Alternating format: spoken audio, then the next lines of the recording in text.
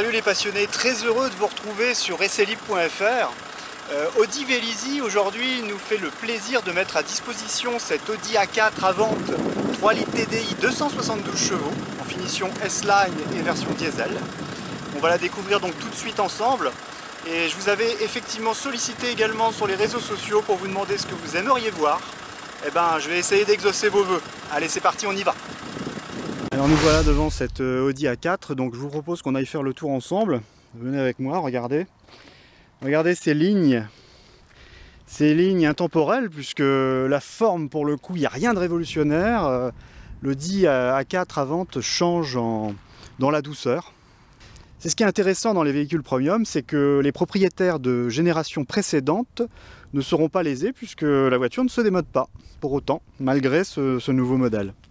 Alors on a quand même cette superbe calandre qui est sur tous les modèles maintenant, la nouvelle calandre Audi. Très travaillée, très dessinée. Ici on a une finition S-Line sur des pare-chocs un peu spécifiques. Ici on a des feux, les fameux feux à LED, ils sont pourvus de feux à LED. Donc je vais allumer pour voir un petit peu ce que ça donne, vous allez voir. Voilà, donc j'ai allumé le moteur, on entend le diesel qui tourne, 3 litres TDI, 272 chevaux. Qui est pour le coup assez silencieux, ça claque pas comme un ancien diesel. Et les feux à LED. Feux à LED de jour ici, avec également des LED pour les feux de croisement. Voilà les feux à LED. Vue de l'arrière, effectivement, très sympa.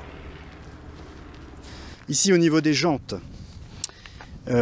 ce sont des jantes de 19 pouces, donc on est en 245/35 R19, donc des jantes de taille assez conséquente et pour autant le confort reste très bon.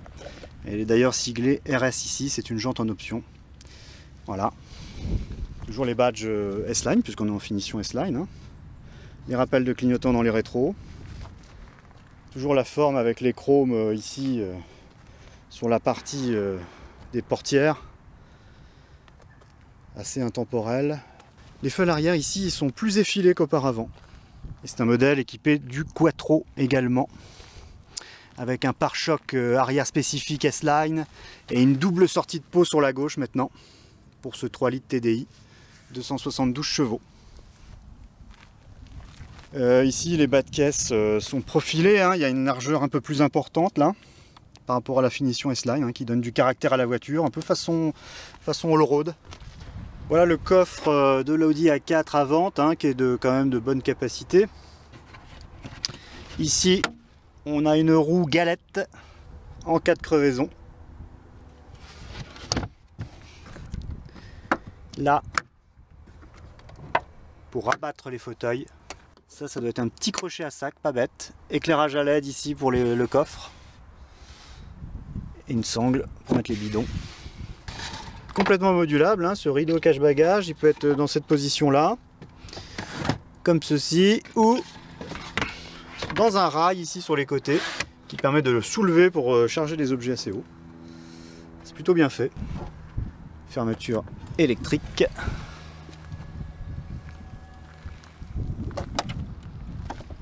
Il y a une chose qu'on n'avait pas regardé, c'est le moteur.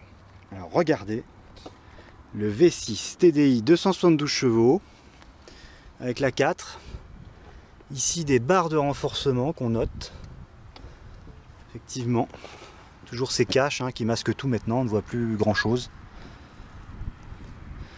mais ça semble avoir été bien renforcé là.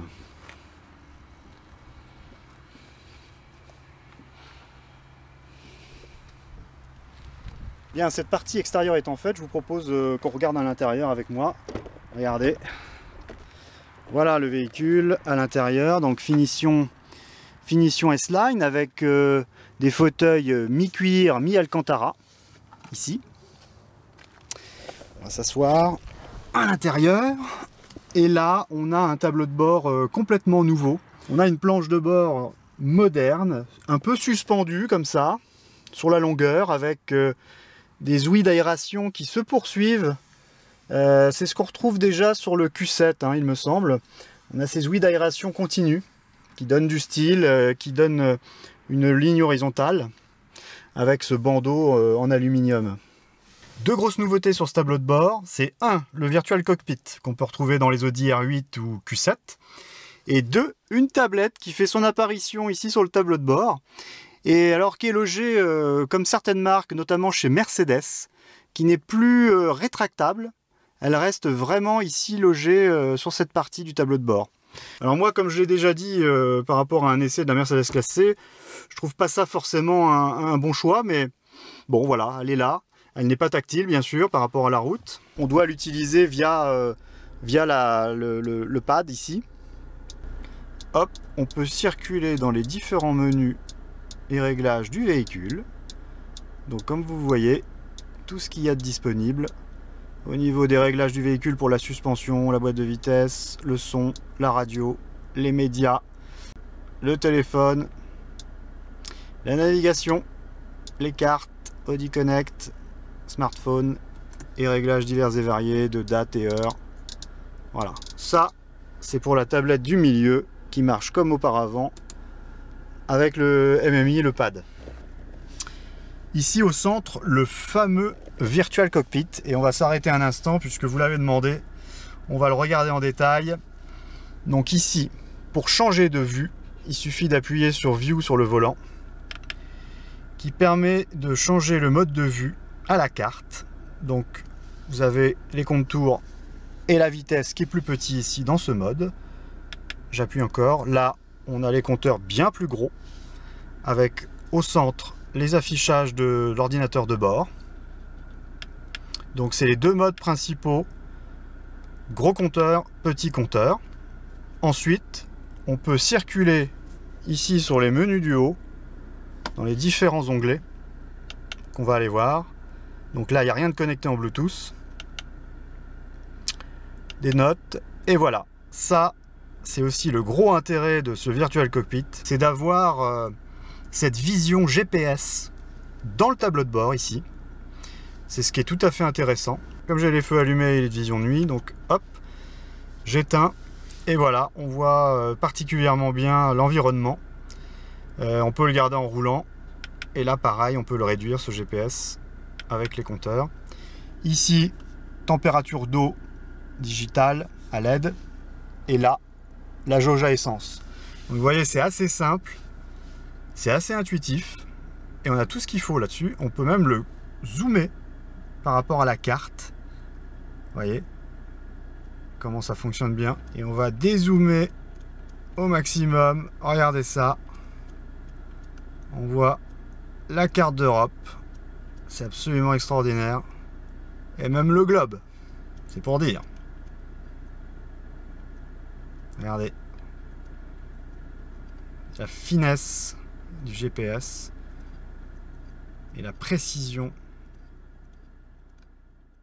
Alors, arrêtons-nous 2 minutes sur ce superbe bandeau aluminium avec ses réglages de climatisation. Toujours la qualité des boutons ici où le réglage est incrusté à l'intérieur du bouton en digital.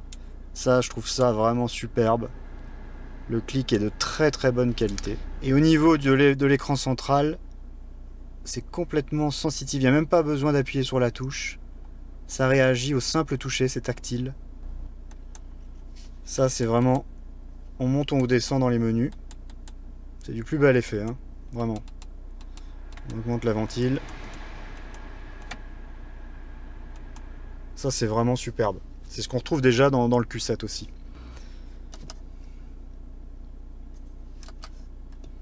Voilà, le Drive Select, hein, la petite touche qui permet maintenant d'aller régler directement le dynamique ou l'individuel ou l'automatique en termes de sélection de boîte de vitesse. Même l'allume-cigare est du plus bel effet, hein, une imitation du bouton. Petit cache en plastique qui fait tout à fait joli là au fond. On a quand même quelques rangements hein, avec ces bacs. Ici un petit accoudoir. Un petit accoudoir avec des branchements USB, prise auxiliaire, allume-cigare. Des bacs dans les portières, bien sûr une boîte à gants. Et ce modèle est équipé de sonos Bang et Olufsen. N'oubliez pas de suivre l'épisode 2 afin de voir l'essai routier de cet Audi A4 à vente. A bientôt.